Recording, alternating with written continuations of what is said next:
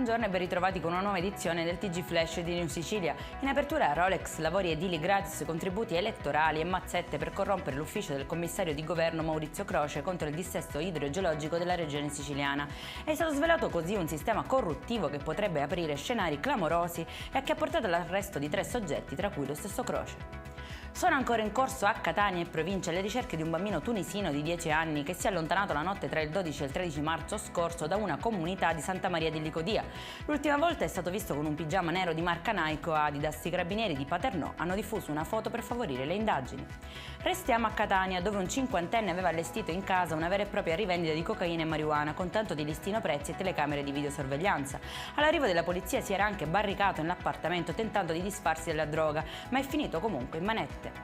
Passano definitivamente allo Stato i beni del boss Nicola Ribisi, 44 anni, ritenuto il capo della famiglia mafiosa di Palma di Montechiaro. Si tratta di beni per un valore complessivo di oltre €500.000, tra cui anche una lussuosa villa residenziale di oltre 250 metri quadrati con piscina vista mare. Quello dei Ribisi è un nome storico della mafia agrigentina.